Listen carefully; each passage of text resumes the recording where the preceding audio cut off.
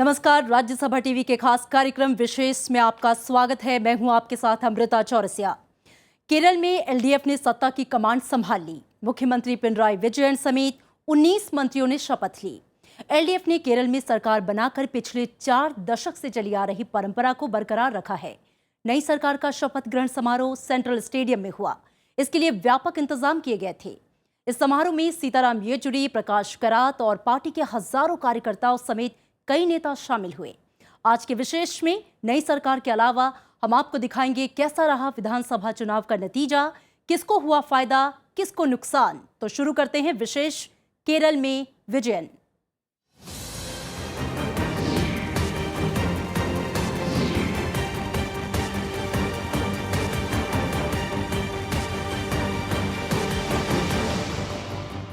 केरल की कमान पिनराई विजयन ने संभाल ली है। मुख्यमंत्री विजयन के साथ कैबिनेट के 18 मंत्रियों ने भी शपथ ली। केरल सरकार की नई कैबिनेट में 13 नए चेहरों को शामिल किया गया, जिनमें 2 महिलाओं को भी मौका मिला है।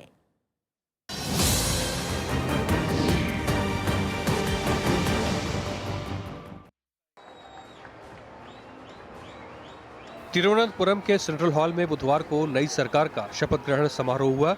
इस कार्यक्रम में सीपीएम के वरिष्ठ नेता पिनराई विजयन ने मुख्यमंत्री पद की शपथ ली। इस मौके पर सीपीएम महासचिव सीताराम येचुरी, पोलित ब्यूरो के सदस्य प्रकाश कारात और वीएस अच्युतानंदन समेत कई वरिष्ठ नेता मौजूद थे।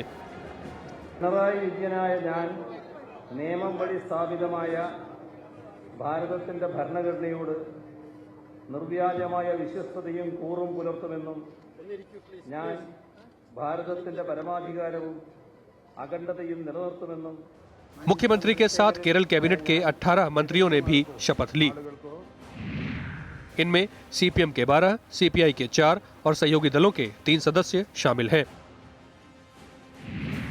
विजयन की कैबिनेट के खास नामों पर नजर डालें तो सीपीएम के ईपी जयराजन को उद्योग और खेल मंत्रालय, टीएम थॉमस को वित्त मंत्रालय, के शैलजा को स्वास्थ्य और समाज कल्याण विभाग, ए बालन को सांस्कृतिक और पिछड़ा वर्ग कल्याण मंत्रालय का जिम्मा दिया गया है। वहीं सीपीआई के ई चंद्रशेखरन को राजस्व विभाग, वीएस सुनील कुमार को कृषि, पी तिलोत्तमन को खाद्य एवं नागरिक आपूर्ति मंत्रालय मिला है। इसके अलावा कांग्रेस सोशलिस्ट के रामचंद्रन को जहाजरानी, जनता दल सेकुलर के मैथ्यू टी थॉमस को सिंचाई और एनसीपी के ए शशिचंद्रन को परिवहन मंत्रालय का प्रभार सौंपा गया है। सीपीएम के पी रामकृष्णन को विधानसभा स्पीकर और सीपीआई के वी सासी डिप्टी स्पीकर होंगे। इससे पहले मंगलवार को एलडीएफ ने घोषणा की थी कि वो राजकीय कोष की बचत पर जोर देगी, जिसके तहत मंत्रियों के स्टाफ में कटौती की जाएगी। साथ ही मंत्रियों के घरों की सजावट पर भी फिजूल खर्ची नहीं करने की बात कही गई है। मुख्यमंत्री पिनराई विजयन ने इस बात का भी ऐलान किया कि उनकी सरकार राज्य में भ्रष्टाचार के खिलाफ सख्त कार्रवाई करेगी।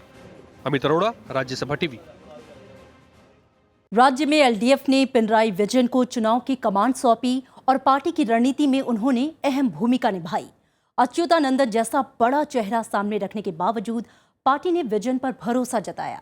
इसके पीछे उनके 52 साल का अनुभव है, जिसे इस बार पार्टी पूरी तरह से भुनाना चाहती थी।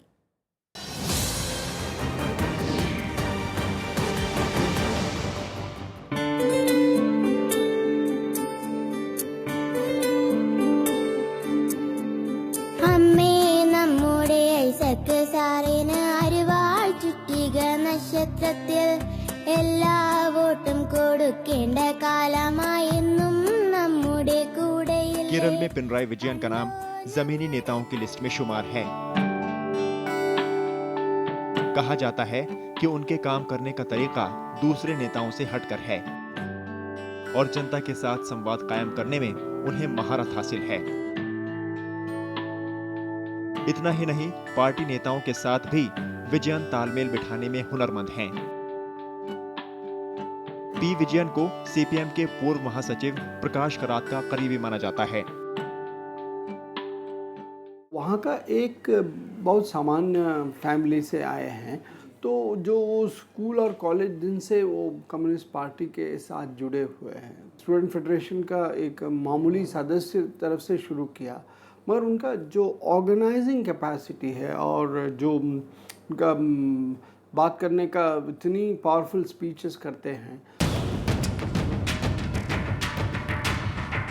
राजनीति में विजयन ने काफी लंबा सफर तय किया है। उनका जन्म 21 मार्च 1944 को हुआ। वो सीपीएम की छात्र शाखा एसएफआई के नेता बने। 20 साल की उम्र में पिनराई कम्युनिस्ट पार्टी में शामिल हुए और 52 साल से सक्रिय राजनीति में हैं। चुनावी मुकाबले में विजयन ने पहली बार 1970 में किस्मत आजमाई और कुथुपरंबा सीट से जीतकर विधानसभा पहुंचे। उस वक्त उनकी उम्र महज 26 साल थी। इसी सीट से उन्होंने 1977 और 1991 में भी चुनाव जीता। इसके अलावा 1996 में विजयन पय्यनूर सीट से विधायक निर्वाचित हुए। विजयन अच्युतानंदन की सरकार में मंत्री रहे और 2009 में उनके साथ एक विवाद जुड़ गया। विजयन पर कनाडा की कंपनी एनएससी लवलीन को ठेका देने के मामले में भ्रष्टाचार का आरोप लगा।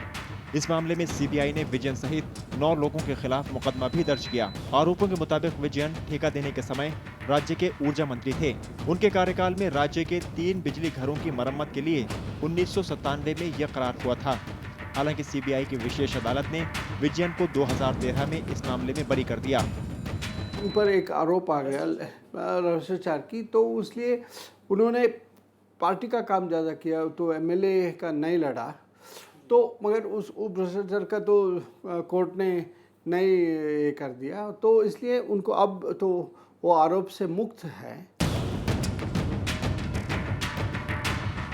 1998 से 2015 तक विजयन 3 बार सीपीएम की राज्य इकाई के सचिव भी रहे। पार्टी और संगठन पर विजयन का दबदबा शुरू से ही रहा है, जिसका उदाहरण 2009 में सामने आया जब उनका तत्कालीन मुख्यमंत्री अच्युतानंदन से विवाद हुआ। इसके बाद पार्टी ने अच्युतानंदन को पोलित ब्यूरो से बाहर कर दिया।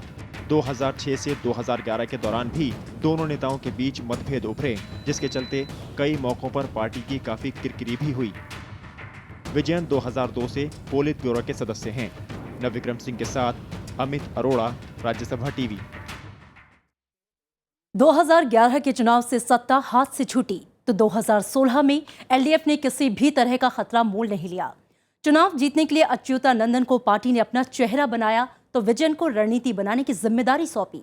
अब केरल में एलडीएफ की सरकार है, लेकिन इस बार के चुनाव के बाद पार्टी के लिए कई चुनौतियां उभर कर सामने आई हैं।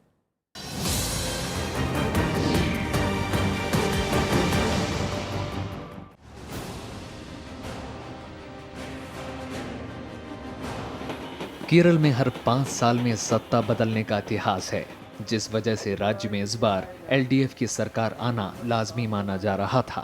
केरल की सियासत में 2-3% वोट इधर उधर लुढ़क जाए तो एलडीएफ हो या यूडीएफ, दोनों के लिए स्थिति नाजुक बन जाती है। लेकिन 2016 के चुनावी नतीजों के बाद सीपीएम की अगुवाई वाले वाम लोकतांत्रिक मोर्चे यानी एलडीएफ की सरकार के लिए अगले 5 साल की राह आसान नहीं होगी। Kerala economic situation is not good, very in a pathetic condition because of this. So the main aim would be to rectify that thing. Then of course unemployment in Kerala, very well that there are some other kind of challenges because health there are some problem, education. सत्ता की चाबी कभी UDF तो कभी LDF को देने वाली केरल की जनता ने दोनों के लिए खतरे की घंटी बजा दी है। इस बार के चुनाव में बीजेपी ने राज्य की इस 2 ध्रुवीय राजनीति में सेंध लगाने की भरपूर कोशिश की, जिसका चुनावी नतीजों में साफ असर भी दिखा। बीजेपी ने पहली बार केरल विधानसभा चुनाव में अपना खाता खोला। इतना ही नहीं, पार्टी ने अपने वोट बैंक में भी इजाफा किया है। लोकसभा चुनाव के मुकाबले यहां बीजेपी ने 10% से ज्यादा वोट बटोरे हैं। राजनीति के जानकार इसे दक्षिण भारत में बीजेपी के विस्तार के रूप में देख रहे हैं। मेजॉरिटी डिवाइड हो चुके हैं, इसलिए हम मेजॉरिटी को साथ में रहना है। दूसरा प्रभाव है प्रधानमंत्री नरेंद्र मोदी का पर्सनल पॉपुलैरिटी बहुत ज़्यादा है, तो इसलिए बीजेपी का ये दोनों और जो अलायंस बना दिया है भारत धर्म जन सेना के, ये तीनों फैक्टर्स के साथ बीजेपी का वोट शोर बढ़ा है। अब एलडीएफ को सिर्फ यूडीएफ ही नहीं, बीजेपी पर भी नजर रखनी पड़ेगी, क्योंकि जिस पार्टी को अब तक महज हिंदी भाषी राज्यों की पार्टी समझा जाता था, वोट प्रतिशत के हिसाब से उसने केरल में दमदार प्रदर्शन किया है। जाहिर है आत्मविश्वास से लबरेज बीजेपी इस मौके को यूं ही गंवाना नहीं चाहेगी। इसलिए अगले 5 साल तक बीजेपी की केरल यूनिट के नेता एलडीएफ की खामियां निकालने में कोई कसर नहीं छोड़ेंगे। अब एक तरफ कांग्रेस की अगुवाई वाला संयुक्त लोकतांत्रिक मोर्चा यानी यूडीएफ और दूसरी तरफ सूबे की सियासत में बीजेपी का नया झरोखा, ये दोनों ही एलडीएफ सरकार को हर फैसले पर मुहर लगाने से पहले सोचने पर मजबूर करेंगे। अमित अरोड़ा, राज्यसभा टीवी। वक्त है एक ब्रेक का। ब्रेक के बाद आपको दिखाएंगे केरल में कैसे एलडीएफ ने मनाया जीत का जश्न।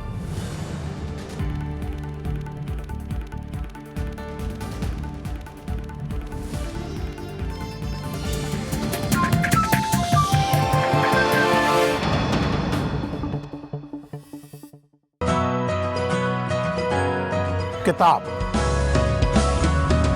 इस कार्यक्रम के हर एपिसोड में हम किसी महत्वपूर्ण किताब के बारे में उसके लेखक, संपादक या उस विषय के जानकार के साथ बातचीत करेंगे। India is a very verbal society. We like speaking. Bhagat Singh का संदेश 19 अक्टूबर 1929 का लाहौर जेल से पढ़ा गया।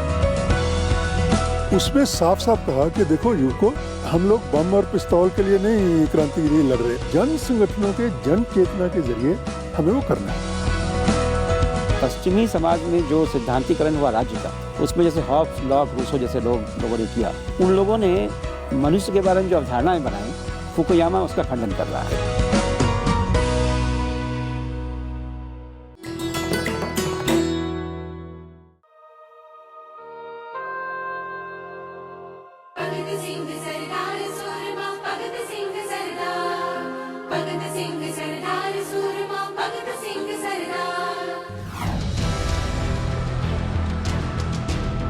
शहीद भगत सिंह स्वतंत्रता आंदोलन के सबसे प्रभावशाली क्रांतिकारी। आजादी के दीवाने भगत सिंह ने नौजवानों को सिखाया, देश के लिए जरूरी हो तो जान पर खेल जाओ, मगर बेवजह किसी का खून ना बहाओ। क्रांति की नई इबारत लिखने वाले भगत सिंह ने कहा, बम और बंदूक नहीं, विचार लाते हैं इनकलाब। इंसान मरते हैं, विचार रह जाते हैं। जो देश के लिए जीते हैं, मरकर अमर हो जाते हैं।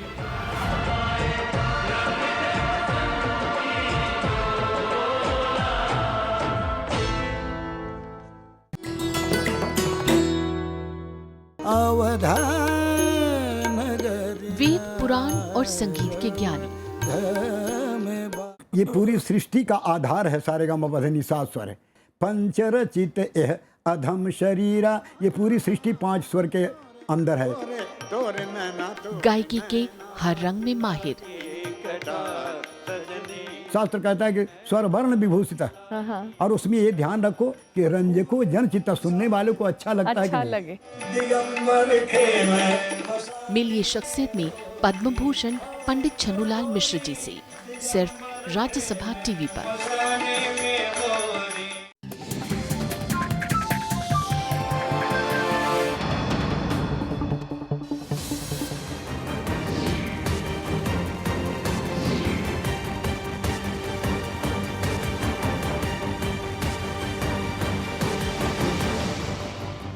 ब्रेक के बाद स्वागत है आपका। एलडीएफ ने केरल में सरकार तो बना ली, लेकिन अच्युतानंदन को मनाना अभी बाकी है। जिस वक्त चुनाव के नतीजे आए, तब मुख्यमंत्री पद के लिए उन्हीं का नाम सबसे आगे था, लेकिन पार्टी की पोलित ब्यूरो की बैठक में उनके बजाय पिनराई विजयन को मुख्यमंत्री बनाने का फैसला हुआ। अच्युतानंदन ने पिनराई विजयन को नई सरकार चलाने के लिए शुभकामनाएं दी हैं।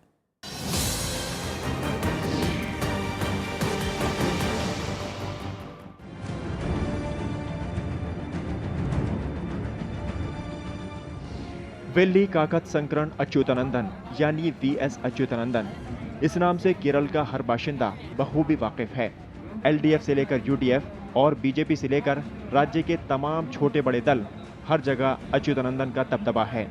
इसकी वजह है उनका ऊंचा राजनीतिक कद। मुख्यमंत्री के तौर पर उनकी छवि कुशल प्रशासक की रही है, लेकिन आज अच्युतानंदन अपने ही खेमे से निराश हैं।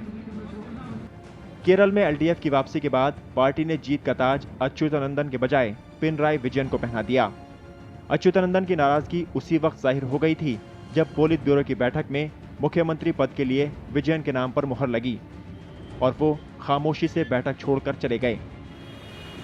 आनंदन और पिनराई विजयन के बीच में बहुत सालों को वो फ्रिक्शन रह चुके हैं। येचुरी तिरुवनंतपुरम गए हैं, अच्युतानंद जी को बताया आप तो बहुत सीनियर है, आप तो जैसे मार्गदर्शक होना है, कैस्ट्रो जैसे, फिडेल कैस्ट्रो क्यूबा में है, तो आप विजन को परमिट करना है मुख्यमंत्री बनने के लिए, आप चैलेंज मत करना।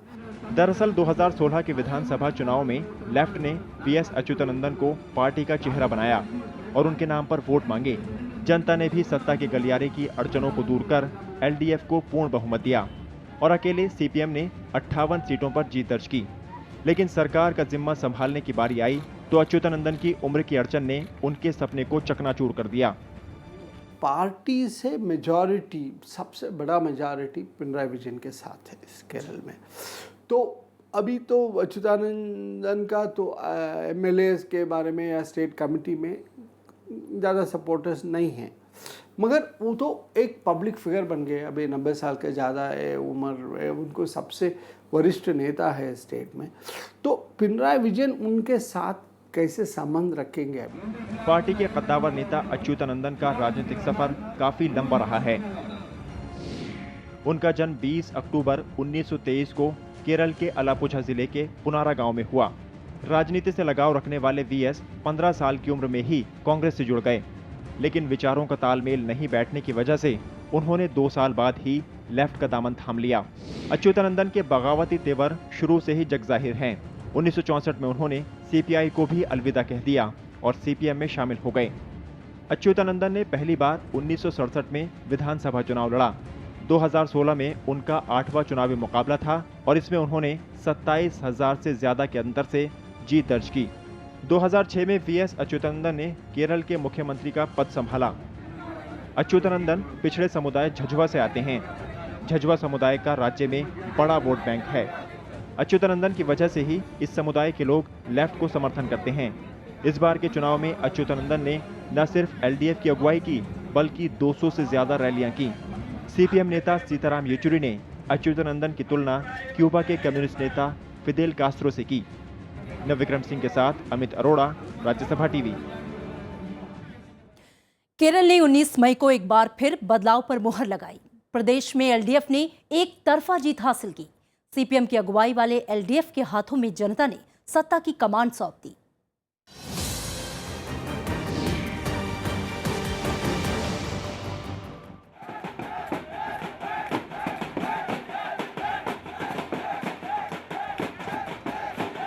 ये तस्वीरें हैं केरल में LDF की जीत की। जैसे ही पार्टी की जीत की खबर मिली, जगह जगह LDF के समर्थक जश्न मनाने लगे। केरल के मतदाताओं ने पुरानी रवायत को फिर से कायम रखा और बदलाव के पक्ष में जनादेश दिया।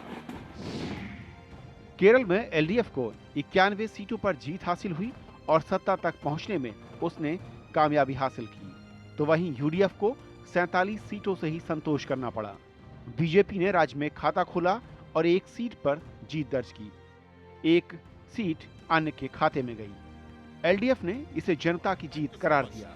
This huge victory is a result of our consistent struggle in the last 5 years against the anti-people policies of state government led by Congress, their corruption, and also to protect the secular fabric of Kerala society. आलम यह रहा कि UDF सरकार के कई मंत्रियों को शिकस्त का सामना करना पड़ा। UDF में घटक दलों में JDU, RSP और केरल कांग्रेस डेमोक्रेटिक का खाता तक नहीं खुला। कांग्रेस ने फैसले का सम्मान कर हार की जिम्मेदारी ली। People's verdict is against UDF. So we will discuss this in detail in the party and also UDF. Then only we will give you the final opinion about this. जोर शोर से तीसरी ताकत के रूप में खुद को पेश करने वाली बीजेपी को ज्यादा सफलता नहीं मिली, लेकिन वो 10.5% वोट हासिल करने में कामयाब रही। प्रदेश के इतिहास में पहली बार बीजेपी के किसी विधायक ने जीत हासिल की। नेमौम सीट से बीजेपी के O राजगोपाल CPM के V शिवाकुट्टी को हराने में कामयाब रहे। विशाल दहिया के साथ प्रशांत पांडे, राज्यसभा टीवी। देश की दक्षिण पश्चिम सीमा पर मौजूद केरल को मसालों का बगीचा कहा जाता है। 44 नदियों, सैकड़ों तालाबों और नहरों से भरा ये राज्य प्राकृतिक खूबसूरती की मिसाल है। इसे कृषि प्रधान राज्य भी कहा जाता है। राज्य के 50% लोग कृषि पर निर्भर हैं। आइए एक नजर डालते हैं केरल के भौगोलिक और राजनीतिक इतिहास पर।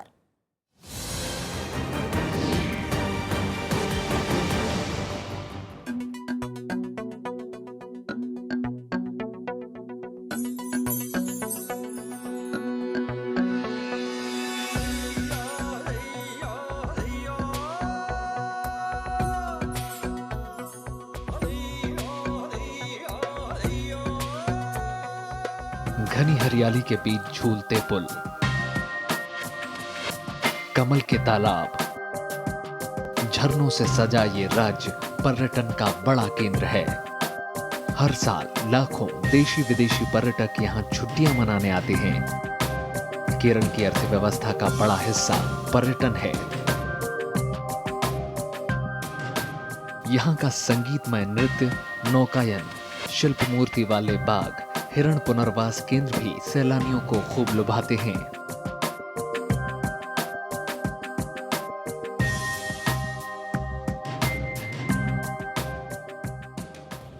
केरल का गठन राज्य पुनर्गठन अधिनियम 1956 के तहत त्रावणकोर, कोचीन और मालाबार को मिलाकर 1 नवंबर 1956 को किया गया। केरल राज्य के गठन और निर्माण के समय राष्ट्रपति शासन था। इसे भारत की राजनीतिक प्रयोगशाला भी कहा जाता है। राज्य में पहली बार कम्युनिस्ट पार्टी का सत्ता में आना, छोटी छोटी पार्टियों के मोर्चे का गठन और उनका सरकार बनना जैसे कई अनेक राजनीतिक प्रयोग पहली बार हुए। कांग्रेस है और कम्युनिस्ट पार्टी सीपीआई, वो तो आरएसपी है, फॉरवर्ड ब्लॉक है। केरल में सब बहुत ज़्यादा पार्टियां हैं और काफ़ी उनको आइडियोलॉजिकल डिफरेंसेस भी है। तो इसलिए वो एक प्रयोगशाला बन गई।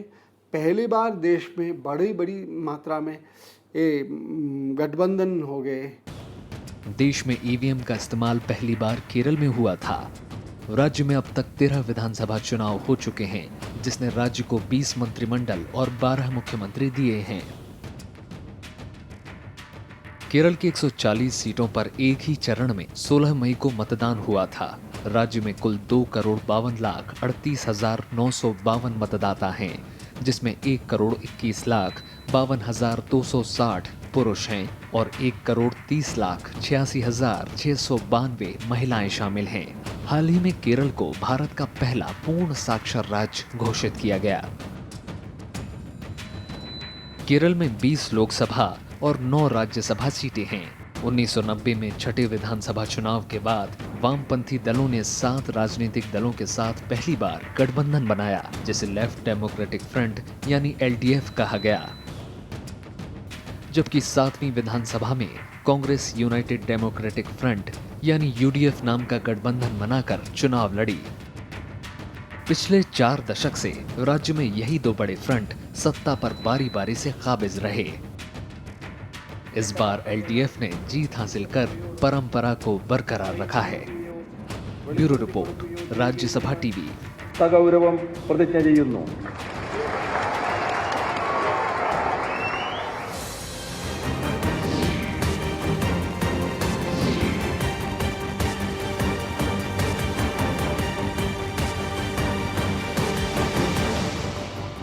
विशेष में आज के लिए इतना ही। देश और दुनिया के तमाम अहम घटनाक्रम जानने के लिए आप देखते रहिए राज्यसभा टीवी।